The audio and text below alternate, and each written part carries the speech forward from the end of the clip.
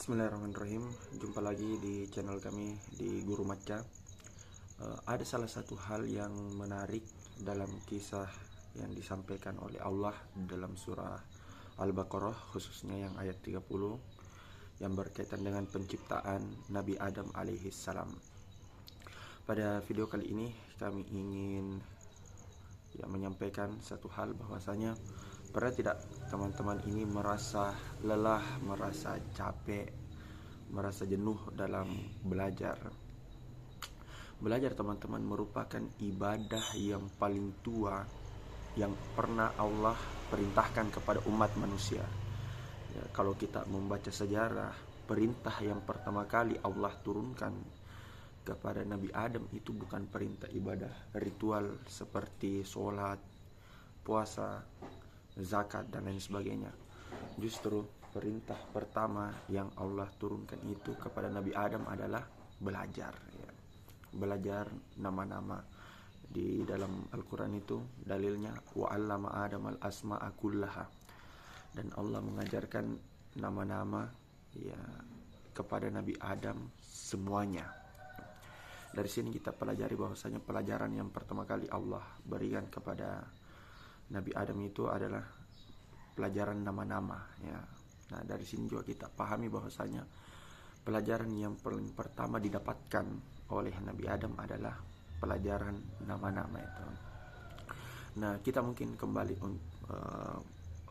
mengingat atau kita membayangkan, menghayalkan bagaimana proses pendidikan yang dialami waktu itu oleh Nabi Adam di saat Allah Subhanahu wa taala mengumumkan akan menciptakan seorang hamba, seorang khalifah di muka bumi ini. Maka suasana kelas begitu selesai pengumuman ini menjadi gaduh gitu ya, dimana malaikat memberikan sedikit protes gitu. Kenapa engkau menciptakan seseorang yang akan merusak di muka bumi ini? Kenapa engkau menciptakan seseorang yang akan melakukan kerusakan, saling bunuh-membunuh, perbuatan-perbuatan destruktif lainnya? Tapi apa yang dibalas oleh Allah? Inni a'lamu ma la ta'lamun. Sesungguhnya aku mengetahui apa yang engkau tidak ketahui. Dari sini kita pahami bahwasanya penyebab mengapa Allah menciptakan manusia sekalipun memiliki potensi yang merusak itu karena manusia memiliki potensi lain, yaitu potensi akal. Kita kan dilahirkan ini tidak mengetahui apa-apa, kita lahir di muka bumi ini sama sekali tidak memiliki pengetahuan apapun. Nah, tapi Allah memberikan kita potensi, potensi untuk mengetahui apapun. Potensinya apa? Pertama adalah penglihatan, yang kedua adalah pendengaran, kemudian yang ketiga adalah hati. Hati di sini bisa kita maknai sebagai akal untuk menerima pelajaran. Nah, oleh karena itu Nabi Adam alaihissalam di saat beliau diciptakan dan dalam keadaan tidak mengetahui apapun, Allah kemudian mengajarinya, mengajari ilmu-ilmu yang mana ilmu-ilmu itu tidak diketahui oleh malaikat, sehingga malaikat ini takjub dan kagum kepada makhluk yang satu ini, yaitu Adam alaihissalam. Jadi belajar ini adalah perintah tertua yang Allah berikan kepada manusia. Nah, kemudian manfaat lain kenapa Allah Subhanahu wa taala memerintahkan kita untuk belajar sebagai tugas kekhalifahan pertama di muka bumi ini sebelum kita mengurus dunia, yaitu karena dengan belajar seseorang itu bisa survive. Kalau kita ada salah satu video dari Mas Ferry Irwandi, beliau pernah menjelaskan kenapa sih manusia itu harus belajar. Jawabannya karena dengan belajar itu seseorang bisa survive di muka bumi ini. Kalian bayangkan kalau misalnya semakin banyak pengetahuan yang kita ketahui, maka tentu potensi kita selamat, potensi kita mampu struggle, itu bisa lebih besar. Contoh, di Indonesia saat ini dengan rupiah yang anjlok, yang sangat mahal sekarang ya, dibandingkan dengan dolar 18 ribuan itu. Orang yang memiliki kemampuan atau pengetahuan ekonomi ya, mampu memiliki kekuatan bisnis, dia akan lebih mampu struggle, dia lebih mampu untuk berjuang di kondisi yang sulit ini ketimbang orang yang tidak memiliki pengetahuan tentang ekonomi dan bisnis. Jadi dengan belajar seseorang itu akan mampu beradaptasi dengan kondisi yang terjadi ya, bagaimanapun kondisinya.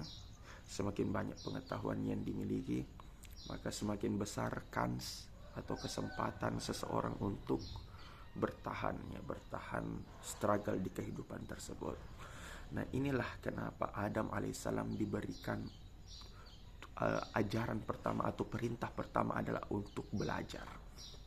Kemudian dari kisah Nabi Adam ini juga kita belajar bahwasanya hidup ini ya akan teratur jika perintah dan larangan itu seimbang. Seimbang dalam artian kita patuh pada perintah dalam artian kita melakukannya, dan kita patuh pada larangan dalam artian kita meninggalkannya. Adam alaihissalam saat di surga itu diberikan kesempatan untuk melakukan apapun, untuk mencicipi buah-buah surga apapun, silahkan mau cicipi yang mana. Akan tetapi peraturan yang kedua adalah dia tidak boleh mendekati pohon khuldi. Nah, di sini kan ada keseimbangan, bahwasanya perintah itu harus balance dengan yang namanya larangan.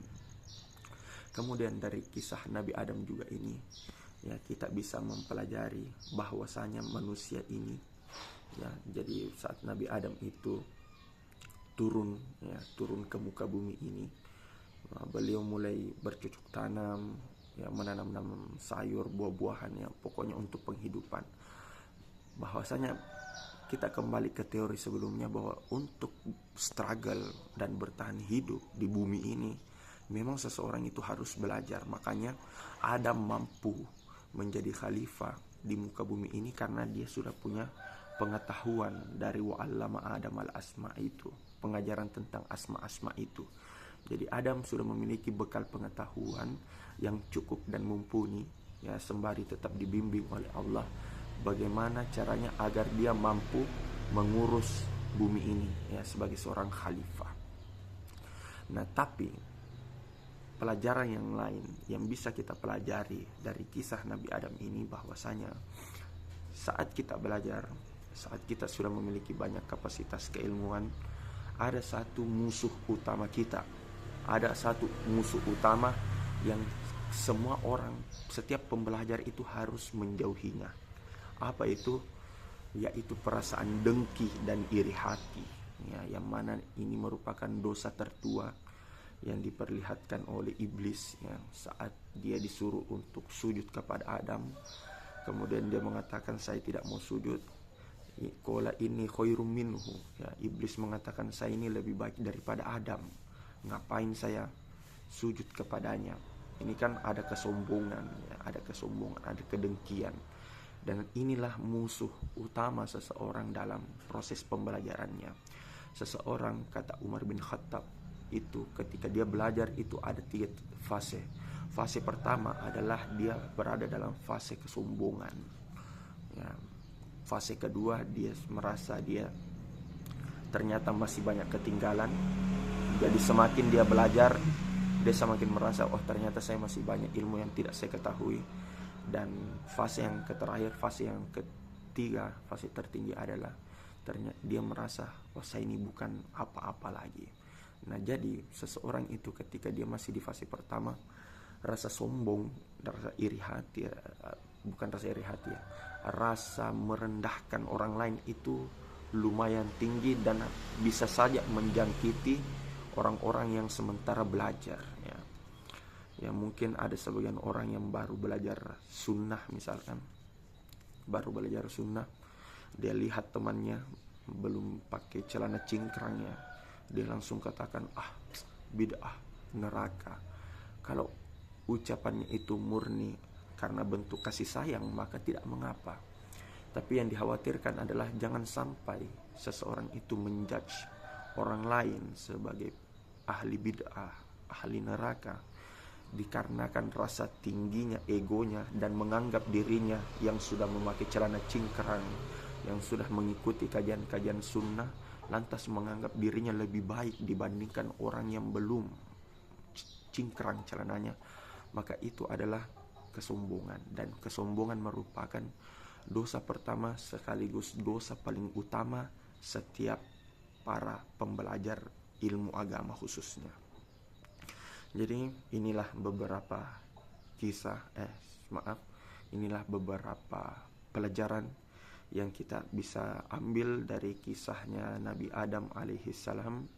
Semoga kita bisa mengamalkannya. Ya, maksudnya mengamalkan, kita senantiasa terus belajar supaya kita bisa survive di kehidupan yang tentu kita tidak bisa tebak lagi ya bagaimana arahnya. Dan tentunya pelajaran yang kedua adalah bagaimana kita menjauhi musuh pertama dan musuh utama seorang pembelajar, yaitu sombong. Jangan lupa subscribe, like, dan komen. Assalamualaikum warahmatullahi wabarakatuh.